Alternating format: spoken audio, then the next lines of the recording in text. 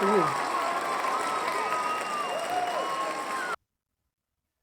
Big thank you to our live in studio audience. They are the absolute best in the nation, award winning audience that we have here. Welcome into another Right. week of the Young Dad Podcast. This is our, what's it called, the week before the finale? Like the pre Oh, finale? The okay. semi It's like finale? This is the semi right. The finale Western of season Conference. 3 of the show. So, Brian, thanks for joining us. I appreciate it. We're here another week on the Young Dad Podcast. So, again, Brian, thanks for joining us today. It's a huge pleasure to have you on the show. Uh, to start off, let's just kick you right off. Tell us a little bit about you, what you do, and why you do it. Well, in a short, brief statement, Now, I want I'm the long one. Give me the on long. the Give me the let me long. see. That'll keep us here all night. Let me see if I can go in between.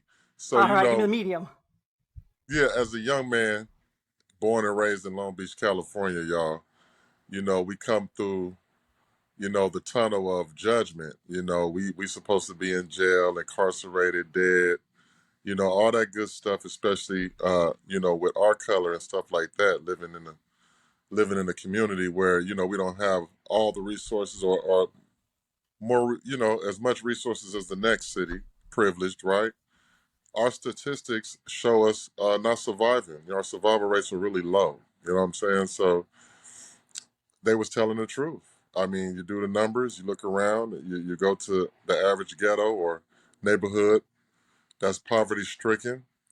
The children are probably misled. Most of the children are probably misled to some degree, making the decisions that they wouldn't make if they were raised under the household of strong, solid parenting. We have a lot of parents in these type of hoods. They are strong parents, very strong parents, and they raise excellent kids, good grades.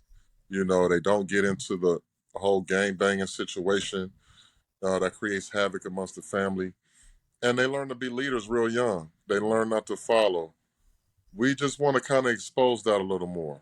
We're not here to do something, I don't know, something's never heard of. We're doing something that should have been heard of, that's mandatory, you know, for dads. You know what I'm saying? And dads should be Mhm. raising their kids. And too many mothers get caught up on an island by themselves, not knowing what to do, especially with sons. And from that standpoint, so we try to ease that up a little bit by doing our job, and our job is taking care of our kids. No excuses. We don't care what the world throws at us. We're gonna make it happen. So And with that, who's this we? Who's the we you keep referencing? I know I who it like to is. yeah, I like to say we as in dream dads, man. Okay. It's a it's a huge group of us, and not just in Long Beach. We're spread out, and I can't tell you no more than that. Just we are very blessed to have dads that continue to take care of their kids and market the good strategies to help kids out as they grow up. You know what I mean? Mm-hmm. Just for example, like music, today's music, radio, XM, wherever you listen to the music at, more than likely the rap music or the hip hop music is still sending out messages on the mainstream that the same statistics as what we just spoke about is still promoting that type of stuff. And I can tell you, in the seed of the neighborhood I grew up in, also the elders, even some of the youngsters, they don't appreciate the mainstream messages that's going on towards these young kids. So we can't really do nothing about that but advocate on our side. You know what I mean? Mm-hmm. And that's what we'll continue to do. Fight the good fight. Make sure dads is doing what they got to do with their kids, as well as moms. Uh, but it's Dream Dads for a reason because it starts with us in terms of protecting and providing. You know what I mean? So we want to make sure that we got that on board at all times. So how did Dream Dads come to be? Like when did it start? How did it start? Where? Take me through the who, what, when, where, why, how. Well, if well, you I just took me through the why, so I guess all the other parts of that. right, if I can think back, I'm simply freestyling here. Uh, my daughter now is 14, so when she turned around 3, I personally had to make a decision on what direction I wanted to take in terms of life and lifestyle. I was caught up in a situation where I was in the middle of entrepreneurship versus 3 kids. And now I got 3 kids, and as an entrepreneur, I mean, you may know, like I know, that's not a daily wage situation. You know what I mean? Mm-hmm. Mm-hmm. Mm-hmm. uh, we got to literally earn our check. We got to literally work off commission, do different things. So it caused me to scramble a little bit, feel scrambled as I got older. Let me see. I'm 47, about to be in 7 more days. So Happy early uh, birthday. thank you, man. Thank you. So when I sit back and reflect, I was sitting there trying to figure out what kind of business I want to be involved in. I'm tired of picking up the phone for clients that don't mean anything to me.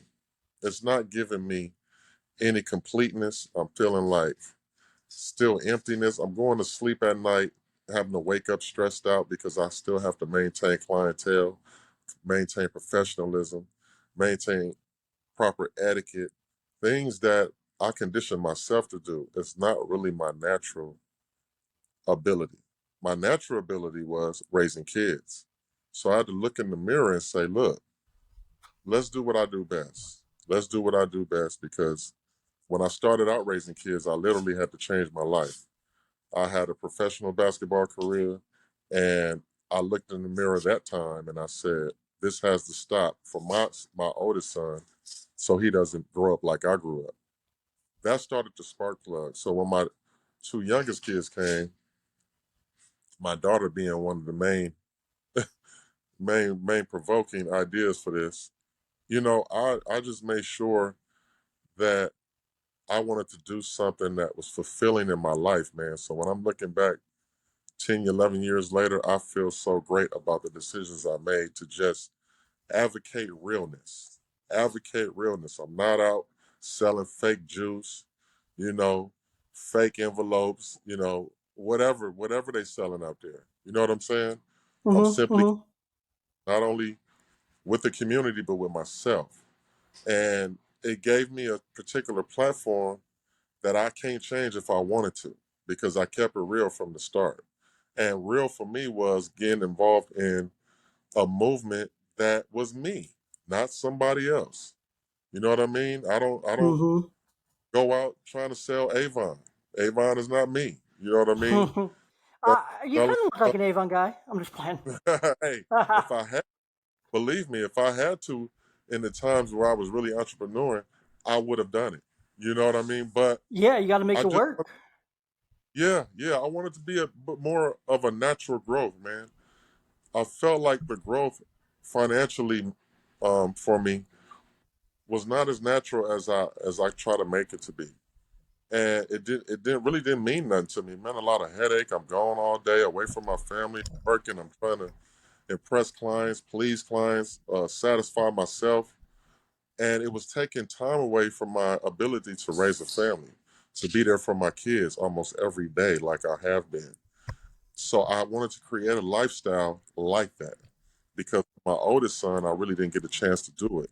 And what I saw was a difference in direction and planning versus how he was raised because the stability level was kind of low. I was chasing money.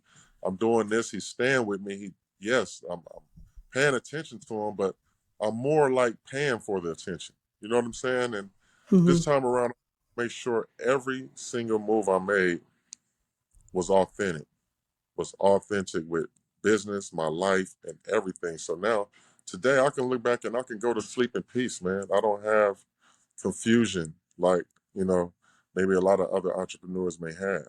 I am very satisfied with the way I move and the direction I took accordingly. I love that. So take us back a little bit further here with you personally. You mentioned that you grew up, there was some instability there. And then you mentioned a professional basketball career. And then you mentioned your older son. And then you mentioned three kids. So take us through your journey to through like your life into fatherhood that kind of made you make some of these decisions that you've made along the way. Probably um, the struggle of a father. You know, it's kind of like you have to experience having a newborn kid. You have to experience those emotions. You know, you have to experience the struggle of the emotion. You don't even know if those emotions are real. I mean, it goes towards your kids, it goes towards your baby mama, whatever that is. You have to put those things in check. You have to find discipline along the way because you're dealing with another person at this point. That was huge for me. That was the turning point for me. Not to be selfish amongst myself and self centered and relate all that to my kids. And how At old that were point, you when your first son was born? 20 Your years old, firstborn. Okay. I was, so he is now 26. And I'm very blessed to have him in our lives. He's doing amazing, man.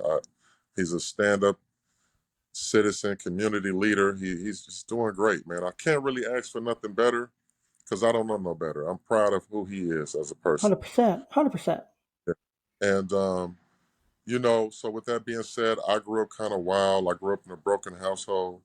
My parent, well, I'm going to give it to you, I'm going to give y'all an exclusive. I found my real parents when I was 41. So the parents that I was raised by, you know, they separated from the household when I was around 6 years old. So it led me to scramble around family. My grandmother saved me for some years, but she caught breast cancer. So I just kept scrambling and scrambling, figuring out what's where's the center point. And the center point to me was doing right by my kids. It was doing right by my kids. So when I had kids, it was just time for me to put everything in check, whatever the past was, and build off the present. You know what I mean? And Mm-hmm. that was the point for everything for me. So it was just about being solid with myself, having integrity within myself, and relating that to my kids. You know what I mean? It was just everything for me as a new father, and I didn't want to sway from that. For sure. And so you mentioned you were in the midst of a professional basketball career, and then you found out you were going to be a father, like mixed in with that. Like, what were you? Were you Yeah. in college? Were you working toward the league, or where were you at? Yes, I at the time I was in college. Um, my oldest son Isaiah, his mother got pregnant, and when she gave birth to him, I was in another state, so I had to come to California and make sure I was there for my son. I was there for his birth. I knew that at that moment it was time for a change. It wasn't even hard for me. It took Mm-hmm. me like maybe a year to kind of settle in on what I wanted to do. I didn't know if I wanted to continue playing basketball or just be a regular guy, like come back to the community and work and live, do what I have to do. You know what I mean? So I Mm-hmm. was still kind of between that for about a year, and unfortunately, some things happened on the other side that kind of sped that process up. So I made a decision and I had to really drop out of school. I dropped out of college where I was at the time to come take care of him.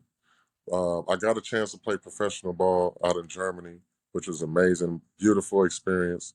I enjoyed myself, but like we all know, it's not the NBA. You know, it's not even the G League. So I have to go over to Europe and leave my son.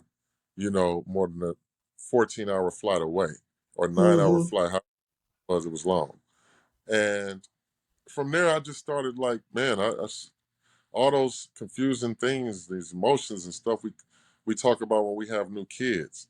I couldn't quite get them put a grip on all that until I came back and took care of him one on one and go through the struggle myself. I can't. I'm a young man. I can't go out with my friends. My friends going to the club. They're doing everything that a young man would want to do. I can't do that. I got to go back home and take care of my son. You know what I mean? That was Mm-hmm. the Shorty right there. No, I hear you there. I remember when my oldest daughter was born, I was 21, just barely 22. I was already married. We'd been married for maybe a year, a little bit more than a year or so, a year and a half. Right. Um, so we got pregnant within that first year of being married, and the whole nine and whatnot. And I was working at a Sonic. I was the general manager of a Sonic, and Okay. it was um it was hard.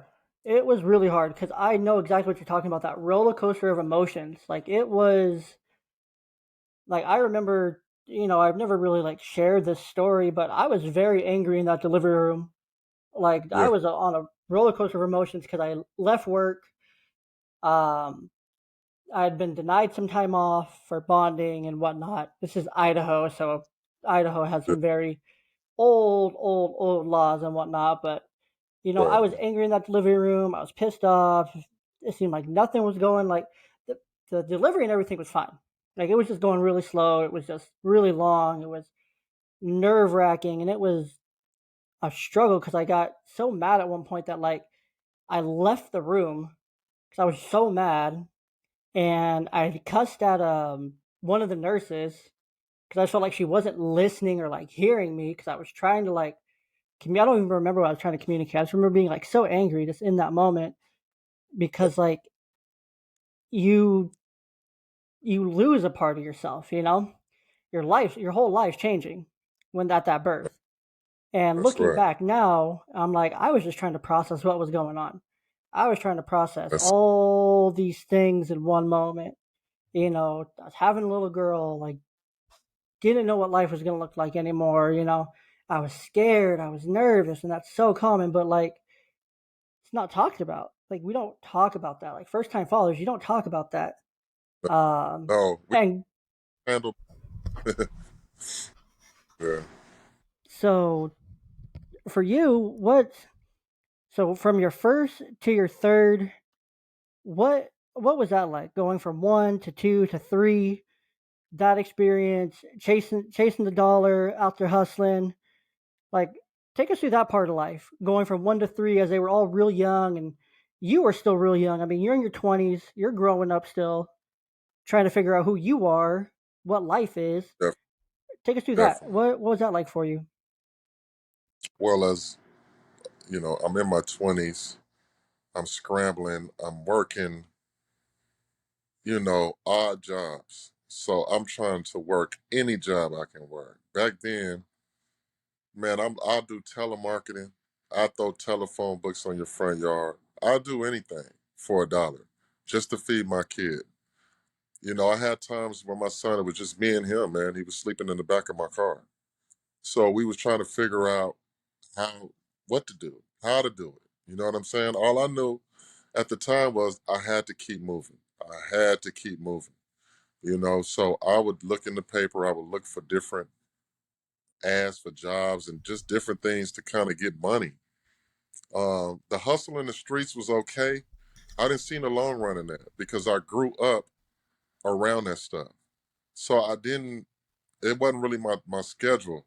It wasn't something that I wanted to like jump into to feel like, oh, that's the only way to survive. I wanted to do more meaningful things. So I started to jump into, like I said, entrepreneurship. I think one of the first entrepreneur businesses I jumped into was a company trying to deregulate electricity back in the day. So my son was like born in 97. This was around 99. And the company I jumped into was trying to deregulate electricity for the year 2000. It was some big old deal and make electricity cheaper out here in California.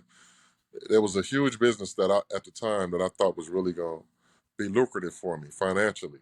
But like I said, that's financially. My heart is not into that. My mind might be into it, but it's nothing that I'm really doing for my natural self. So whatever I can do that presents money or you know future dividends, I was going to look into it because I have a kid, and I'm not only going to look into it. Explore it. So I explored. I picked mines beyond minds, man. I'm looking for the most well dressed, richest person I can find to pick their mind. And I come to realize sometimes that don't mean nothing. They're gonna pick your mind. They Mm-hmm. want to know. Investors are really smart. Um, so I just realized as I got older in my mid 20s, as my son started getting older, that I got to keep going, and I did. And I jumped into things like real estate. Real estate was amazing for me. I jumped in the real estate market. I learned the financial loan side of that. And when I did, I knew that was something that would last with me today at my age now. Things like that was called solidarity to me. A business that I knew I could stay in, stick around, something that's going to last forever. Housing market, all that good stuff. I was very excited about that. I was also a rookie at that, so I made mistakes with that. I had to learn from them. Along the way, I'm winning, but I'm losing because I'm just an entrepreneur, bro. I don't have a trade. I can't fix your car. I don't go around painting your houses. You know what I mean? I wish I did sometimes. It would probably make my life a little easier. You know what I mean? Mm-hmm. I'm not an engineer. I'm not some stock market guy. You know what I'm saying? So I literally have to put in blood, sweat, and tears on the way I move. And that was probably kind of my beginning when I had two more kids. It was kind of like my beginning the stage of saying, we're not finna work this hard for another 20 years. We're not finna do this. I Mm-hmm. had to say my life. We're not finna manipulate, you know, and do all this other things that's going on in the world of entrepreneurism. You know what I mean? So at that time, I was able to define entrepreneurship as bullshit. Unless you're a businessman, you're not really, you're just kind of the middleman to me.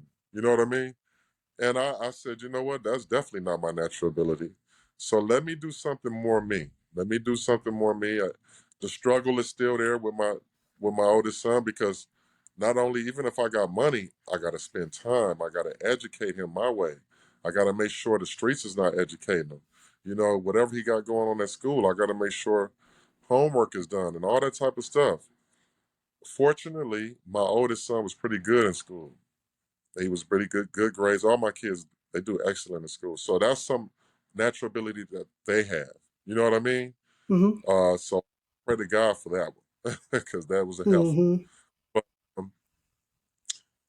man, I mean that was really me. That was really me. I went through my 20s up and down, up and down, up and down. I never would have knew what up and down was if I didn't keep going. I kept going. I kept finding ways to take care of my kids. I don't care how mad or frustrated I was at the situation. Maybe me and baby mama not getting along or whatever the situation is. I was thrown on child support, taking care of my kid. So I went through a lot of mental, emotional situations that was testing my spirit. And I think what kept my spirit strong was the grandmother that raised me. And she introduced me, at 7 years old, 6, 7 years old, to church, to the Bible, to things that kind of like built my spirit up. So it doesn't have nothing to do with the particular church or the particular Bible. Whatever book you read or get into is very important to build your kid's spirit up. Very important because I believe stuff that's probably not true for years, which made me kind of like stay in line on certain things. You know what I mean? Mm-hmm. Just by building my spirit up. So when I got in my 20s, it stuck with me. I got in my 30s, my spirit stuck with me. I didn't want to live not aligned with my spirit because it's something kind of I was kind of used to as a youngster. So that's kind of the start for me right there, man. Like, I just wanted to do me. I wanted to do what feel good, what I know is good, and live life like that. Like I can, I wanted to feel like I can die today or tomorrow, knowing that I was solid and I had integrity amongst my kids and family. You know what I mean? Mm-hmm. That's kind of like, yeah. So you mentioned some of those like mental, emotional struggles as you were in your 20s, and I'm sure you still battle with your own struggles today in that realm. But as far as like your mental and emotional struggles, when you realized that they were there, and they were weighing on you, what kind of things did you do? Because that was probably about 20 years ago, early 2000s, Yeah. 2010, 2000, 2010, very different landscape as far as mental and emotional health for men, and especially in our culture, it's taboo. Like I remember talking to my Right. daddy about it growing up, like, oh, I've been seeing a therapist, or I need to get back into counseling. He's like, what counseling? He's like, why are you going to counseling? Like, what are you doing? Like, come on, Right. you don't need all that. You're fine. Just get outside or go exercise or eat right or something. Um, that whole mindset's very much shifted in our family, thankfully. But for you, what was that like? As an African American man in the early Yeah. 2000s in Southern California, like take us through that, because I know it had to be a struggle to say the least. Without a doubt. I'm glad you bring that up. That's a really good question. Because a lot of our young men, they don't know how to deal with the stress. They might turn to alcohol. They might turn to drugs. They'll turn to something that's going to lead to more physical and mental damage. For me, I think because I was an athlete coming up, exercise was my natural way to handle stress. It still is today. I've 100%. been exercising when I, yes, when I found what exercise really was, I didn't like it. But as I got older, I realized how beneficial it was to me and my body and my mind. And when I didn't exercise for a long period of time, the difference in the way you feel is like, man, it's a 360 almost. So I said, let me get back to exercising, doing things I like to do in life. Exercise was one of them. I'm telling you, it was one of the best stress relievers even to this day. I tell people all the time, it has nothing to do with weight, nothing to do with, whatever. It has a lot to do with stress sometimes. Just go exercise. Go exercise to relieve your stress, maybe relieve your headache that you think you have, or you might have a backache, stomach, whatever. Go exercise and then kind of like evaluate it from there. See how you feel. See what's going on. I started to realize that if I can handle running, you know, 2 to 3 miles, you know, on a day that I'm tired, I'm huffing and puffing, I feel like quitting, guess what? I can handle my kid. You know what I'm saying? Like I'm good. 100%. You 100%. know? So I think that's so important with exercise. Like I used to be a personal trainer back probably about 9, 10 years ago at this point, and now actually working on the other side of exercise in the mental and behavioral like health side of it, like understanding it in that way, it's just a way that your body's releasing energy, especially for men. yes, That's so important, because if yeah, you hold on to that energy then becomes your depression. Then that energy becomes that anger. Then that energy becomes sadness yeah, and all these other yes, emotions, because you just let that energy stay in your body. When in reality, it needed to yes, get out, because we're men. We're not built to process it the same as women. We're built to process it, but very right, differently and on a very basic level. def- Women can definitely, process it on a complex level. Even my girls on a complex level. Like they're little, but they can still process emotion on a complex level, because that's how women are biologically, and that's how they're wired. Us men, it needs to be broken down to 1+1 equals 2 for us to process it. And I think that's where yeah, exercise comes in, and it helps you get from this complex math equation down to that simple addition, if you will, to be able right, to work through it and process it. Because you can right, understand that energy is gone, and then you can really see what's bothering you, and then you can attack right. it, and then you can go You're forward. right. That's right. That's right, man. Uh, you're so right, man. I'm full agreement. Life is life, man, and you got to make it last. We're not guaranteed anything. I met my real parents 5 years ago, and I lost them already. So you never nothing's guaranteed, man. You just don't Mm-mm. know, man. So that's the reason I keep expressing myself about living your natural life. Do what makes you happy. Don't do what makes everybody else happy, man. Do you? You know what I mean? Like figure out what makes you happy and do it. You know So what I mean? Like with no how are hesitation. you teaching your kids that? How are you instilling that in your children? From obviously by just telling them your story, telling about your life, being Right. open and honest there. That's a huge part of it. But what are the actual tangible things that you do on a day to day basis that show them like live your life? Don't matter what other people think. Do you do what makes you happy? How are you teaching that and instilling that to the next generation? So then they instill it to the next generation beyond that. You know what? I keep my kids involved in my thoughts. My wife and I do a very good job with that. We let them know what's going on with us. Sometimes it might be some things that we only have to discuss between us as adults. You know what I mean? The majority of the time, our kids are full aware of our thoughts, the process of our thoughts, what's going on with our daily routine. You know what I mean? Our vulnerabilities we're expressing in front of them. It makes them stronger and resilient. They showcase it right in front of you. As soon as you're vulnerable, it's not like a kid smiling you and come to hugging you and show you how resilient they are because they don't understand the situation. They're still young, they're still kids. But as they get older, they are used to us expressing our vulnerability because they see us overcome these obstacles on a daily basis. They see us win. They see us succeed. You know what I mean? They see us in survival mode. They see us in these different ways. My wife and I are not afraid to disagree in front of them. We're not afraid to express our love in front of our kids, and we always tell them how much we love them. So their confidence is probably through the roof. You know, probably up higher than you know, we thought it would be, but it's definitely hard because we've done nothing but express love into them from day one. I think that's a very helpful situation there.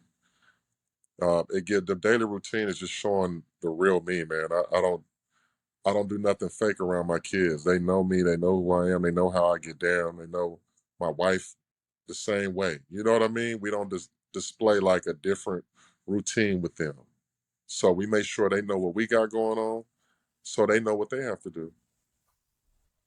Yeah, for sure. And that's so important. And I'm starting to realize that now because sometimes it feels like my older one, it feels like she's reading my mind. Because Yeah. I'll like be thinking of something and I'll be working toward like saying that out loud. She's like, "Oh, you want me to do this, or you want me to go do this, or I already took care of that. I already did that thing." It's Yeah. like she's like, "I read your mind already." I was like, "Okay, kid, sure you did," but Yeah. I think Yeah. that's so important, especially with your kids. You have to be transparent with your kids because kids are not dumb. They see what's going Right. on around them. They see what's going on in their environment. They see when you're up, they see when you're down. Especially as they get older, Yes. they get more receptive and more knowledge and understanding of emotions and behaviors and what that looks like because you're telling them what emotions and behaviors look like. So they're looking at you like, okay, I can do this and I know that dad's going to react like this, or I know mom's going to react like this. If I don't Right. do it, mom's not going to react. If I want to get something I want or need, then I need to do these things because I know dad's going to ask me if I clean my room, if I did my chores, if my homework's done. All these things, So it's really interesting that you say that because you have to be transparent with them. And that is Yeah. so important in their development because then Yes. they're able to talk about those things. They're not holding them in around y'all. Yeah. They're not Yes. holding them And in. I'm glad you. Yes. Glad you said that. I do not want the internet to raise my kids. I don't want the streets to raise my kids. That yeah, you can have influence over them, but I want them to have a household mature growth, and that's going to be authentically coming from their parents.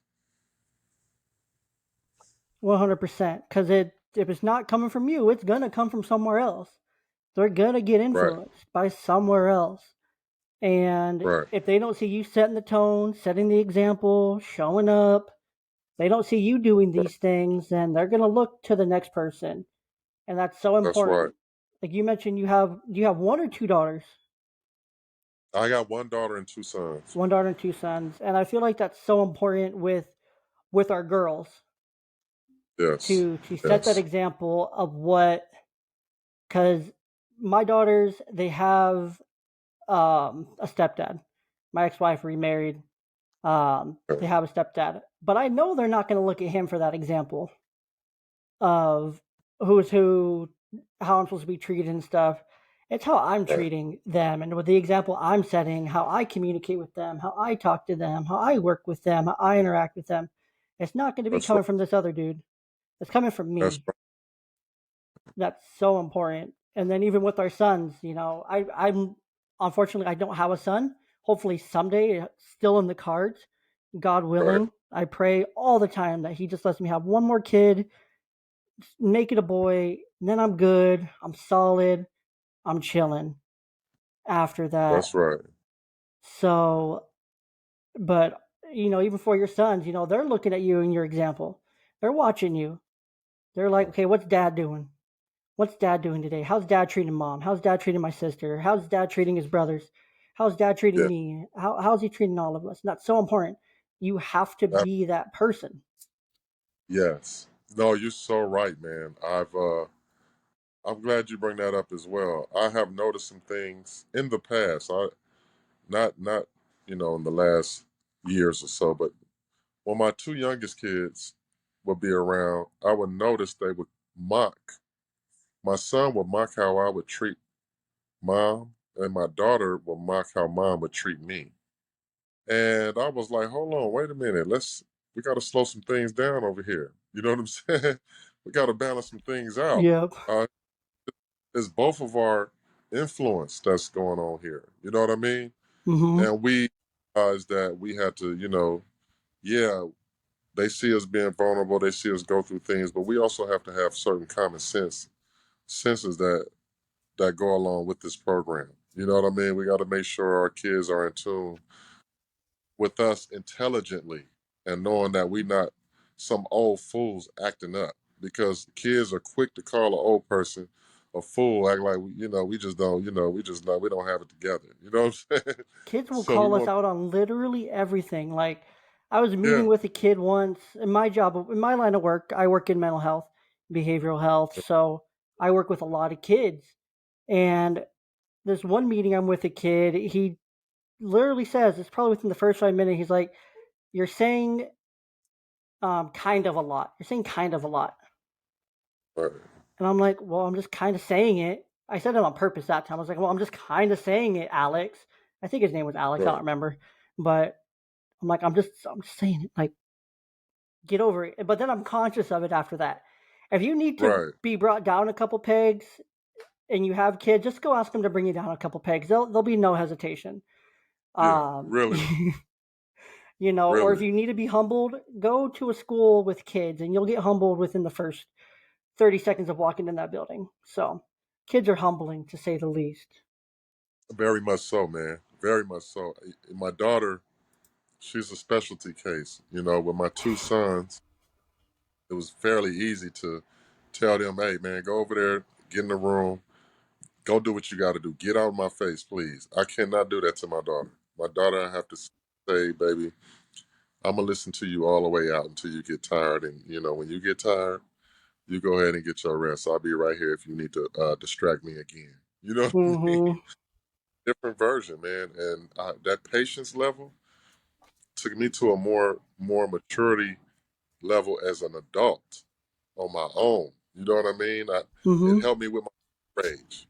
Man, daughters will help you with your road rage real quick. So Yeah, you they can work will. on you can work on any argument that you have going on around. And them daughters will help you with that. Yeah, but you're Mm-hmm. right about daughters off the hook. Yeah. So for you, you had the two boys, then you had your daughter, and since then, you've mentioned patience. That's increased. A lot of things have changed with you, but for you going from the two boys having the one baby girl, what what what all has changed for you just as an individual, just as a man, as a father, and as a person having that daughter in your life? Well, that's when we talk about the solidarity level and the increasing level of integrity that you want to live with. You know, I wanted my daughter to see me in light of a God. You know what I'm saying? And nothing less. Don't look at me like some piece of shit. Excuse my language. You know what I No, you're mean? good. That being said, I had to get myself together. You know, I had to make sure that I'm disciplined enough to keep that image in front of her. You know what I mean? Because she's going to look at other men and compare those men to her dad, to her highest point of experience and influence, which is probably her dad. You know what I mean? Or Mm-hmm. maybe that is not in her life her granddad or her uncle or her big brother or Mm-hmm. whoever it was. I just want to make sure my image was in the image of God like and nothing less. So that was me and all me, you know, according to her birth. You know what I'm saying? Because Mm-hmm. I the other way. I wanted her. She was an angel to me, and I wanted her to look at life like, okay, I really have people that love me. They care about me. They won't lie to me. So if I fall backwards, somebody's gonna catch me. Mm-hmm. And I just want to live like that and feel like that. And with that being said, I was able to even balance that out with my sons. Like I want my sons to feel like that too. You know, and I want them to know that, yeah, man, hey, we gonna make mistakes, but watch how I bounce back from my mistakes. You know what I mean? Watch how I Mm-hmm. live my watch how I treat you. Watch how I respect your thought level and your ideas and still do me and support you at the same time. You know what I mean? You can't go wrong with that. You cannot go wrong with them. The basic fundamentals of support coming from a family. And I had the lack thereof a little, so I understand what needed to be there, at least for mine. And here we are, man. Here we are. So my baby girl, she even said she just set the tone a little higher, man. She made me go a level up. You know what I'm saying? Mm-hmm. Mm-hmm. That's kind of like how Dream Dance was created. Like it was the one thing you can go to where you have integrity, solidarity, trust. You know what I'm saying? All that in one within the community to help you grow. And that's it and that's all, man. That was just an extension of myself. And one of my good friends named Carson Brooks and some other good friends around. And I want to give Mark Daniels and Aaron Benton and Steve Richardson and different people like that who was really there. Leonard Adams from Long Beach, all these guys from Long Beach, man. You know what I mean? In the city who got behind us and said, let's what? Guess what? We need this. We need our dads to support dads. We need dads to support the community. We need dads to support the kids without dads. And we need dads to support the women that's trying to raise kids on their own. We need us. We are needed. Mm-hmm. So man, it's just to appreciate. Keith Lilly is another one from Long Beach. I'm going on and on, just freestyling, but these are the guys that was really there. Waleed Franklin, other guys in Long Beach that's been there from day one, man. Showing a difference in our city. And hey, we all got kids, man, so we understand. Hundred Little percent. cousin, yeah, Hundred definitely, percent. 100%. I think that's what you said there, just right in the middle of that. If you didn't catch it, like dads are important. Dads are needed. yeah, Like there's a crucial role that dads play in the development of children, boys and girls. You know, there's a role that only a dad can play. Only a yeah, strong male role model can play in a child's yeah, life. And I yes, know that firsthand because I grew up influenced by mostly women up until I was a teenager living with my dad. I didn't really have those n- really good male role models. They were there, but they weren't as involved as I am with my kids. And so things were right, different. Like my grandpa who raised me from, very little months old to, when he passed away. I was 8 years old when he passed away. After that, it was just like it was just wasn't the same because that's like who I knew as like my father figure, Right. and that's like who I knew like in that male role model. Like, and it just wasn't the same after that. But there's dads are important. Dads who take on more than just their kids and are these mentors and a dream dad or whatever the role might be in other youth life. Right. Crucial. Uncles, cousins, brothers. Def- If you definitely. if you can be that role model for someone else, be it, if you're able to. If you have the bandwidth for it, if it's going to burn you out and take away from what's yours in front of you in your home, Right. take care of you first. Take care of what's in your home. Take care of what's in front of you first. 100%. That's But if right. you are able and if you are willing and if you are at a point in your life that you can give yourself as a role model, as an influence to your community, to the youth, to other kids who don't have dads, who don't have that right now. If you're able to provide that, find somewhere that you can give that because it's needed. It's so Right. needed in our society. You know, Yes, it is. you hear it all the time. It's so needed because that's what's missing. Kids struggle with, you know, addiction. They struggle with bullying and the internet Yeah. and identity and beliefs and core values and who they are, what they're going to believe because they're not influenced by the right people. And if you're the right That's right. person, you need to step into those roles to influence the right way. And it doesn't have to be That's right. religious based. But if you have a good head on your shoulders, be the right person for someone else. That's all I'm saying. Right. You're absolutely right. You're absolutely right. They teach you selflessness. You have to be there for other people just by default. It's going to happen when you have kids. You're going to learn that. If you're raising kids, you cannot be selfish whatsoever. They're going to Mm-mm. demand the fact that you pay attention to what they got going on and take 100%. care of it. Yeah. Yeah, man. It's been amazing, man. I love the Dads podcast. You guys are really making noise out here. I appreciate you guys making a difference out here in the community, connecting with different dads. We pretty much have the same perspective. Take care of your kids. When we appreciate that. You know what I mean? There's nothing too 100%. much. Yeah, there's nothing too much different than that. Take care of your kids out here, y'all. And I'm very proud and blessed to know Young Jay from Young Dad Podcast. And you guys keep doing your thing, man. We appreciate you, man. And then just one last thing here for our listeners.